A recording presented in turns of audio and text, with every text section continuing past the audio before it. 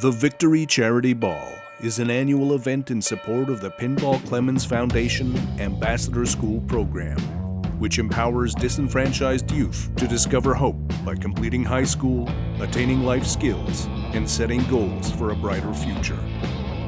On June 1st, 2017, Kevin Lawler will step into a boxing ring at the Victory Charity Ball. But I'm a big fan of the UFC and MMA. Obviously in Canada we're very well represented with the likes of George St. Pierre. So one day sitting down, making a silly comment like most people do when they're in sports, why is he doing that? I could do that better. I thought, maybe I could do that better, or maybe I'd appreciate what they do if I knew a bit more about it. And I live a fairly active social lifestyle, so for want of a better term, the piper's got to be paid by going to the gym. So yeah, it's a fun way to keep in good shape. At our old place, we used to have 50 feet across on the wall. We used to say, we're here to make the world a better place. And you know, we run free women's self-defense workshops. We try to give back to the community in every way we can. So this was just a perfect fit, and to have one of our own representing at an event like that, you know, it's just well aligned. When I let the gym know that I train at, which is OpenMat MMA, I let my trainer know that I was interested in taking part, and he was generous enough to donate some of his time. My trainer's name is Peter Montre. He is an ex-pro Muay Thai and MMA fighter. He trains, basically runs the Muay Thai program at OpenMat MMA. He's a really nice guy. We kind of hit it off. So when I said I was doing this, I have a feeling he wants to live a bit vicariously through me because he's retired from fighting. So he's taking it very, very seriously. It's super, super disciplined. So he's kind of set up a program for me, be it strength and conditioning, striking, sparring, drills, certainly diet, which is a tough one. He approached me about a month and a half ago and asked me whether or not I'd be willing to help him prepare for a boxing match. So I told him that I would, and you know, he told me it was for a charitable event, and you know, it's helping out some kids that were at-risk youths, which is particularly appealing to me because I was myself an at-risk youth. So it's a cool way for me to be able to give back with something that I love doing, which is boxing, and then also with, you know, strength and conditioning and whatnot. So. The fight's going to be 9 minutes long, so we have to figure out, A, how big is the gas tank and what can we get out of that gas tank. So a lot of it's cardio, which I hate doing. If it's over 3K, I'd like to get a taxi. I don't really enjoy running.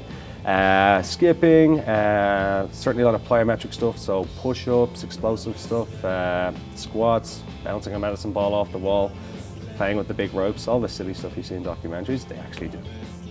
Probably on about my second month right now, straight boxing sparring. See, I've done Muay Thai, so it's a little bit different. So on my second month was actually sparring last night. Yeah, they're part of the gig is being punched in the head, so that has to happen eventually. So we've certainly been starting that already, and yeah, they ain't going easy on me, the guys. They're a lot of them are very experienced. Some have amateur bouts underneath them already, so I'm taking my licks. I'm not afraid of being punched in the face. That's a good thing, because that's going to happen. Really, it's a little bit like a hockey player being afraid that they're going to fall on their skates, or a baseball player afraid that they're going to miss the ball. It's kind of part of the gig. It's called boxing. I'm gonna get boxed. I'm a happily married man, so I think she'll love me even if I look a bit rough after. It's a tricky transition when you have so many tools in MMA to rely just on your hands, but I think it's a cool challenge. So if you're a Muay Thai fighter and you're trying to make that transition, there are some vast differences, but you know, to be honest, as long as you have a good coach, you should be able to make the transition pretty well. But I also came from a kickboxing background, a gym where they primarily taught kickboxing, but a lot of boxing, so very boxing heavy. So I kind of blend things together. Right? Some guys just naturally, you put them in the ring, and or they get in a street altercation, they know how to throw that right hand, they know how to throw that left hook instinctively. And you have some guys that you know, they just flail. So it really depends on you know, what is the piece of clay that comes to me, you know, whether or not I can mold it. I would say at this point, with his work ethic, his chances are high. You know, it's just a matter of him making sure that he commits, he puts the work in, tries not to get too distracted with everyday life.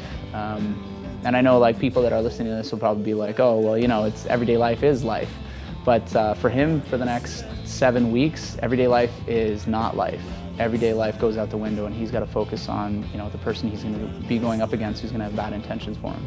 From an aesthetic, physical point of view, Tyler's in good shape. Definitely, he's a really nice guy. I was hoping he'd be terrible. I was hoping he'd be a horrible guy, so then he'd be easier to train. But we've both agreed it's going to be business as usual in there. It's nothing personal. We'll have a beer afterwards. I certainly think he probably has more boxing experience than I do. So I've seen how Tyler boxes. Very explosive, very quick. Because he's quite short in comparison to my height, he's going to look for that overhand right to close the distance and go for the big punch, and have to be cognizant of that and keep the hands up. In a perfect world, it's a really close fight, if not a draw, and then we could do a rematch next year, and then we've a year to prep, and then it'll be quite the slugfest. But I would like to retire undefeated. Support Kevin and his team's efforts and donate now at victorycharityball.com.